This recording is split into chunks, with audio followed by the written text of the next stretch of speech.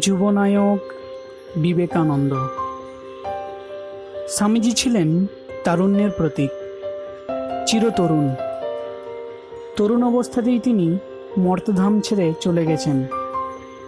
তিনি স্থূল শরীরে নেই, কিন্তু তার বাণী বিদ্যমান।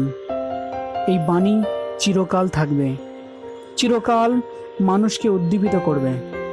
এই বাণীর মধ্যে তিনিও চিরকাল থাকবেন। এই বাণী সাহসের বাণী, বীর্যবত্তার বাণী। এই বাণীর মধ্যে নেতিবাচক কিছু নেই, শুধুই ইতিবাচক। ওঠো, জাগো, সাহস অবলম্বন করো, এই তাঁর বাণীর সার কথা। তার বাণীর মধ্যে কান্না নেই, নেই হা হুতাশ। আছে আত্মবিশ্বাসের কথা, পুরুষাকারের কথা, এমন সব কথা যা মৃত সঞ্জীবনীর মতো কাজ করে।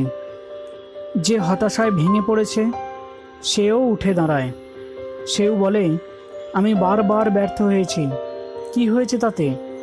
আমি আবার চেষ্টা করব, শেষ পর্যন্ত আমি জয়ী হবই হব।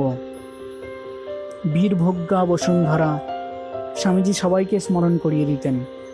তার নাম ছিল বীরেশ্বর, বীরশ্রেষ্ঠ। তার অপর নাম নরেন্দ্র, নরশ্রেষ্ঠ। সত্যি সত্যি এমন বীর মানুষ আর দেখা যায় না। তিনি যেন প্রমাণ করতে এসেছিলেন মানুষের অসাধ্য কিছুই নেই। কি জীবন তাঁর, রোমাঞ্চকর! কত অবিশ্বাস্য ঘটনা দিয়ে তাঁর জীবন ভরা। তিনি যে সাহস, যে বীর্যবত্তার কথা বলেছেন, তাঁর শ্রেষ্ঠ নিদর্শন তিনি নিজেই। হিমালয় সমান বাধা অতিক্রম করে সাফল্যকে অদৃষ্টের হাত থেকে তিনি ছিনিয়ে এনেছেন। ভয় কাকে বলে তিনি তা জানতেন না, পিছু হটতে শেখেননি কখনো। তার বাণী ছিল, এগিয়ে চলো, নিজের লক্ষ্যে না পৌঁছানো পর্যন্ত থেমো না। তার বাণী পড়তে পড়তে পাশ্চাত্য মনীষী রোমালোনা বলেছিলেন, কত বছর হলো তিনি চলে গেছেন, তবু এখনও যখন তার বাণী পড়ি, তখন যেন মনে হয় আমার দেহের ভিতর দিয়ে কে যেন বৈদ্যুতিক শক্তি চালিয়ে দিচ্ছে। তার সব কিছু ছিল রাজকীয়। যেমন চেহারা রাজকীয়, তেমন চরিত্রও রাজকীয়। তাকে পাশ্চাত্যের পত্রপত্রিকা অনেক সময় কিং বেদান্ত বলে অভিহিত করত। রোমালোলা লিখছেন, তাকে বহুজনের মধ্যে প্রথম ছাড়া দ্বিতীয় ভাবতে পারি না। তিনি রাজা না হতে পারেন, কিন্তু স্বভাব ছিল রাজোচিত। রাজার কর্তব্য দুর্বলকে রক্ষা করা। যে দুর্বল, যে ছোট, যে নিপীড়িত, সে তাঁর আশ্রয় পেয়েছে, সে তার বন্ধু। নিগ্রোরা তাকে নিগ্র বলে মনে করে অভিনন্দন জানিয়েছেন। তিনি তাদের ভুল ভেঙে দেননি, পাছে তারা ব্যথা পায়। শেষ জীবনে কলকাতার বাবুদের এড়িয়ে চলতেন। সাঁওতাল কুলিদের সঙ্গ তার অধিকতর কাম্য ছিল। ভারতবর্ষ সবসময় থাকতো তাঁর হৃদয় জুড়ে।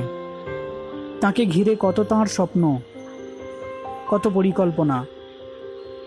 একদিন এই ভারত জাগবে, জগৎকে নেতৃত্ব দেবে। ভারতকে ভালোবাসতেন, ভারত জন্মভূমি বলে শুধু নয়, ভারত পুণ্যভূমি বলে। এর প্রতিটি ধূলিকণা তার কাছে পবিত্র। তার মতে যা কিছু সুন্দর, মহৎ ও পবিত্র, তার জন্মভূমি ভারতবর্ষ। সত্যিই ভারতের ধর্ম, সত্যই ভারতের ঈশ্বর। তাই স্বামীজি বলতেন, সত্যের জন্য সব কিছু ত্যাগ করা যায়, কিন্তু কোনো কিছুর জন্যে সত্যকে ত্যাগ করা যায় না। তিনি বলতেন, ভারতের বেঁচে থাকা দরকার, শুধু ভারতের জন্য নয়, সমস্ত বিশ্বের জন্য। বলতেন যে যদি আজ ভারতের মৃত্যু হয়, তাহলে পৃথিবীর বুক থেকে যত উচ্চ চিন্তা তা মুছে যাবে। তিনি লক্ষ্য করেছিলেন, অনেক ভারতীয় নেতা ভারতবাসী বলে নিজেদের পরিচয় দিতে লজ্জাবোধ করতেন। তাদের মতে ভারতের সব কিছুই খারাপ আর পাশ্চাত্যের সব কিছুই ভালো। এই হীনমন্যতা তাকে পীড়া দিত। এই হীনমন্যতা আর দাসসুলভ মনোবৃত্তি, এই দুটিই ছিল সেই সময়কার ভারতের সবচেয়ে বড় কলঙ্ক। দেশবাসীদের এই কলঙ্ক থেকে মুক্ত করার জন্যে তাদের ডাক দিয়ে তিনি বলেছিলেন, হে বীর, সাহস অবলম্বন করো, সদর্পে বলো, আমি ভারতবাসী, ভারতবাসী আমার ভাই। বলো মূর্খ ভারতবাসী, দরিদ্র ভারতবাসী, ব্রাহ্মণ ভারতবাসী, চণ্ডাল ভারতবাসী আমার ভাই। তুমিও কোটিমাত্র বাস্তবৃত হইয়া সদর্পে ডাকিয়া বলো, ভারতবাসী আমার ভাই, ভারতবাসী আমার প্রাণ, ভারতের দেবদেবী আমার ঈশ্বর, ভারতের সমাজ আমার শিশুসজ্জা, আমার যৌবনের উপবন, আমার বার্ধক্যের বারাণসী। বলো ভাই, ভারতের মৃত্তিকা আমার স্বর্গ, ভারতের কল্যাণ আমার কল্যাণ। এ থেকেই বোঝা যায় যে কি দৃষ্টিতে স্বামীজি ভারতবর্ষকে দেখতেন। কিন্তু বর্তমান ভারতের দৈন্যদশা তার রাতের ঘুম কেড়ে নিয়েছিল। কেন হবে ভারতের এই দুর্দশা? কেন ভারত পরাধীন হবে? কেন ভারত দরিদ্র ও মূর্খ হয়ে থাকবে? কেন ভারত পাশ্চাত্যের অনুকরণ করে সর্বক্ষেত্রে? পরণকরণ ও দাসসুলভ মনোভাব তাকে কষ্ট দিত। সবচেয়ে তিনি ঘৃণা করতেন দুর্বলতাকে। যে দুর্বল, তার ইহকাল পরকাল দুইই নেই। নায়মাত্মা বলহীনেন লভ্যঃ। উপনিষদ থেকে উদ্ধৃতি দিয়ে তিনি বলতেন, অর্থাৎ যে দুর্বল সে কখনো আত্মজ্ঞান লাভ করতে পারে না। বস্তুত সে চিরকাল লোকের করুণার পাত্র হয়ে থাকে। অদ্ভুত এক কথা বলতেন, গীতার চেয়ে ফুটবল খেললে তাড়াতাড়ি ঈশ্বরের কাছে পৌঁছানো যায়। কোনো ধর্মগুরুর মুখে এরকম কথা ভাবতেই পারা যায় না। কিন্তু কিন্তু কেন এ কথা স্বামীজি বললেন? কারণ দেশের সর্বত্র তিনি দেখেছেন মেরুদণ্ডহীন নির্বীর্যক মানুষ। এসব মানুষ দিয়ে কি কোনো মহৎ কাজ হতে পারে? তাই তিনি বলতেন, তোরা মানুষ হ।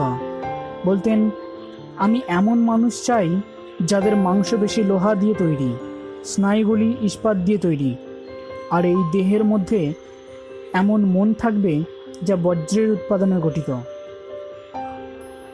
অনেকে আমিষ নিরামিষ খাওয়া নিয়ে খুব তর্ক করতেন।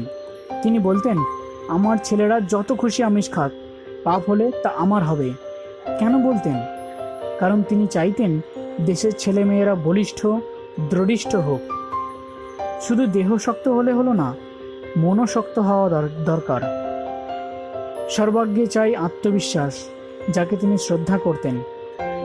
কে নাস্তিক? স্বামীজি বলতেন, পুরনো মতে যাদের ঈশ্বরে বিশ্বাস নেই তারা নাস্তিক, কিন্তু আধুনিক মতে যাদের নিজেদের উপর বিশ্বাস নেই তারাই নাস্তিক। বাস্তবিক স্বামীজির স্বপ্নের ভারতবর্ষকে গড়বে যেসব তরুণ, তারা দুর্বল হলে কি চলে? তারা হবে বীর বলিষ্ঠ, যাতে তারা হাসতে হাসতে পরের জন্য প্রাণটা পর্যন্ত দিয়ে দিতে পারে। তিনি তরুণদের উদ্দেশ্য করে বলতেন, মনে করবে তোমরা মায়ের জন্যে জন্ম থেকেই বলি প্রদত্ত। কে এই মা? দেশমাতৃকা, দেশের জনসাধারণ। স্বামীজি দেশের ছেলেমেয়েদের উদ্দেশ্যে বলতেন, আগামী 50 বছর জননী জন্মভূমি তোমাদের একমাত্র উপাস্য দেবতা হন। অন্য সব দেবদেবী এখন তোলা থাকুক। কে নেতা হবে এই নিয়ে দেশে ঝগড়া লেগেই আছে। স্বামীজি এটা লক্ষ্য করেছিলেন। তিনি একটা চমৎকার কথা বলতেন। তিনি বলতেন, যে শিরোদার সেই সর্দার। অর্থাৎ যে পরের জন্যে শিরোদার অর্থাৎ নিজের মাথা কেটে দিতে পারে সেই সর্দার অর্থাৎ নেতা হতে পারে। সে এই ত্যাগ স্বীকার করবে, বহু জনহিতায় বহু জনসুখায়, অর্থাৎ সমষ্টির জন্যে বেষ্টি, এই ত্যাগ স্বীকার করবে।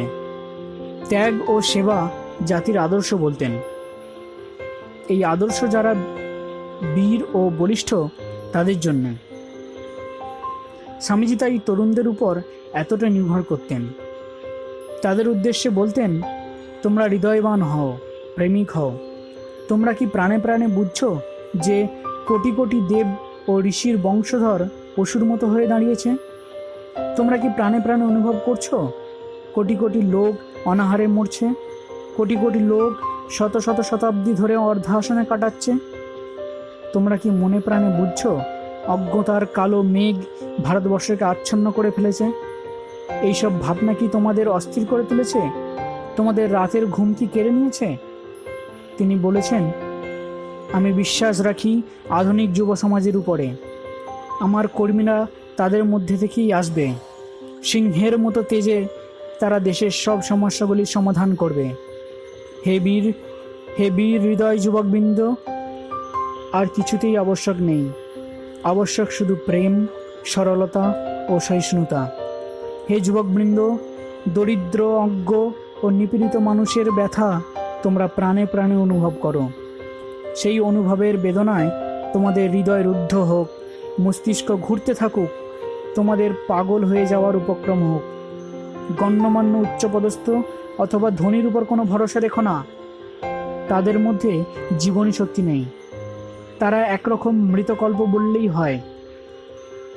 ভরসা তোমাদের উপর, যারা পদমর্যাদাহীন, দরিদ্র কিন্তু বিশ্বাসী। কোনো চালাকির প্রয়োজন নেই। চালাকির দ্বারা কিছুই হয় না। বিশ্বাস, বিশ্বাস, সহানুভূতি, অগ্নিময় বিশ্বাস, অগ্নিময় সহানুভূতি। তুচ্ছ জীবন, তুচ্ছ মরণ, তুচ্ছ ক্ষুধা, তুচ্ছ শীত, নিজের উপর বিশ্বাস সম্পন্ন হও। সেই বিশ্বাস বলে নিজের পায়ে দাঁড়াও ও বীর্যবান হও। এটাই আমাদের এখন দরকার। স্বামীজি পাশ্চাত্যের সংঘশক্তি দেখে মুগ্ধ হয়েছিলেন। এই সংঘশক্তি আমাদের দেশে আসুক, আর সঙ্গে সঙ্গে আসুক পাশ্চাত্যের বিজ্ঞান ও প্রযুক্তিবিদ্যা। এই বিজ্ঞান ও প্রযুক্তিবিদ্যার সহায়ে আমরা নতুন ভারত গড়ব। কিন্তু তা বলে আমাদের যে আধ্যাত্মিক সম্পদ তা কখনোই হারাবো না। স্বামীজির নেতৃত্বে আমাদের দেশের তরুণরা এই নতুন ভারত গড়তে এগিয়ে আসুক। এই আশায় ভারতের চিরজর্জরিত জনসাধারণ অপেক্ষা করছে।